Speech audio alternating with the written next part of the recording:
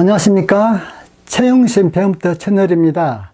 이번 시간에 할 것은 앞 시간에 F는 이코르 MA 4단계를 이어서 F는 이코르 MA 5단계 마지막 회를 할 거예요. 참고로 이 강의는 앞 시간 4단계를 들으셔야 계속 강의가 연관이 되어지기 때문에 강의를 이해하기가 쉽습니다. 물리학에서 제일로 중요한 한 문장을 골라라. 그러면은 제가 이 문장이라고 했죠. 질량 M인 물체에 외력 F가 작용하면은 물체의 가속도 A가 발생된다. 그렇게 얘기를 했고, 이때 발생된 가속도는 힘에 비례하고 질량에 반비례하기 때문에 결과적으로 가속도 A는 M분의 F가 되어진다 라고 얘기를 했지요. 그런데 이 문장이 어떤 경우에 조금 문제 소지가 있다라고 했습니까? 이런 경우에 문제 소지가 좀 있다라고 했죠. 예를 든다면은 여기에 질량 2kg이 있다라고 해봅시다. 이때 오른쪽으로 4N의 외력이 이것에 작용하고 또 왼쪽으로 4N의 외력이 작용을 하면은 이 물체 움직이겠습니까? 움직이지 않겠습니까? 물론 맨 처음에 정지에 있다라고 가정을 해요. 처음에. 그러면은 이 물체 같은 경우는 양쪽에서 똑같이 4N을 받고 있기 때문에 가속도 발생돼야 안 돼. 안 되죠. 그런데 위의 문장은 어때?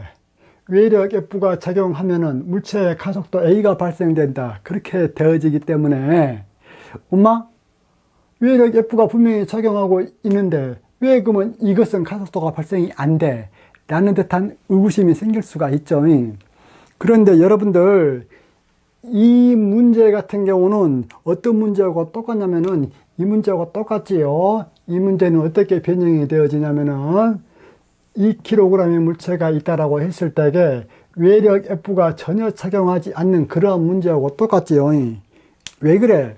양쪽에서 똑같이 4N씩 반대 방향으로 작용하니까 결과적으로 요 힘들의 전체적인 합을 무엇이라 하냐면 합력이라고 해요. 힘들의 전체적인 합력은 뭐하고 똑같아져 버려요? 제로하고 똑같아져 버리잖아요. 즉 힘들의 합력이 제로가 돼버린다. 이 말은 힘이 작용하지 않는 경우하고 똑같아져 버린다. 그 말이에요. 그래서 이 질량 같은 경우는 분명히 힘은 작용하고 있지만은 결과적으로 보면은 그 힘이 작용하지 않는 것과 같다. 왜? 합력이 제로가 되어지기 때문에. 고로 여기서 여러분들 이 문장이 오해의 소지가 없이 적어지려면 어떻게 적어져야 되겠습니까? 질량 M인 물체에 외력 F가 작용하면은 물체의 가속도 A가 발생된다. 이런 때 이 외력 F는 무엇이라고 적어줘야 되겠습니까? 합력 F 그렇게 해줘야 됩니다. 즉 합력 F 이렇게 적어줘야 된다 그 말이에요. 그래서 이 질량 같은 경우는 4N을 서로 반대 방향으로 작용하고 있기 때문에 결과적으로 합력은 제로가 되어져 버리죠. 합력이 제로가 되어져 버리기 때문에 이 물체 같은 경우는 외력은 받고는 있지만은 합력이 제로이니까 가속도가 발생이 돼야 안 된다 그 말이야. 결론은 이쪽 외력 F를 합력 F로 그렇게 바꿔줘야 오해의 소지가 없다 그 말이에요. 그런데 우리가 여기서 합력 F 있죠? 이것을 이렇게도 얘기해 주지만 또 다른 한편으로는 어떻게 또 얘기를 해 주냐면은 이렇게도 얘기를 해 주거든요. 자, 이 합력이라는 말하고 똑같은 말이 무슨 말이냐면은 알짜 힘, 즉 알짜 힘 이 말하고도 똑같습니다. 책에 보면은 합력이라고도 나와 있고 알짜 힘이라고도 나와 있고 그렇습니다. 그런데 합력이나 알짜 힘은 궁극적으로 뭐요? 다 합쳐놓고 남는 알짜리기만 알짜 힘 합력 그렇게 된다 그 말이에요. 예를 든다면은 여기 한번 봐보십시오. 여기 2 플러스 3 마이너스 3 플러스 4 플러스 5 마이너스 6 지금 여러 가지가 숫자가 지금 짬뽕이 되어져 있죠. 짬뽕이 되어져 있는데 여러 가지 이 숫자가 짬뽕이 되어진 그 전체의 합은 어떻게 되어집니까? 5죠. 즉 이거 전체의 합은 뭐이 돼? 딱 하나의 글자로 5가 되잖아요. 그렇기 때문에 이렇게 많은 것들이 주섬주섬 플러스 마이너스 돼 있지만 그것을 알짜배기는 뭐만 남아있어? 5만 남아있다 그 말이에요. 그런 점에서 여기서 말하는 외력 F라는 것도 모든 것들을 다 합해주고 남는 나머지 알짜배기 그 힘을 가리키고 있어요. 그래서 이 외력 F는 물체에 작용하는 모든 합력 F 그렇게 얘기를 하거나 또는 물체에 작용하는 알짜힘 F 또는 알짜힘 이렇게 얘기를 해준다 그 말이에요.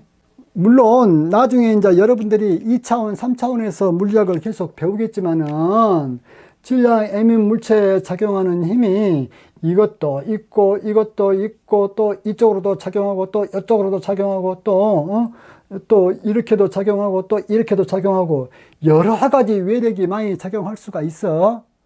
즉 이것을 F1이라고 하고 이것을 F2, 이것을 F3, 이것을 F4, 이것을 F5, 이것을 F6라고 하면은 이 질량 M인 물체에 작용하고 있는 모든 힘의 합력은 어떻게 되어지냐면은 이 F는 여기서 F1 더하기 F2 더하기 F3 더하기 F4 더하기 F5 더하기 F6 이렇게 되어집니다.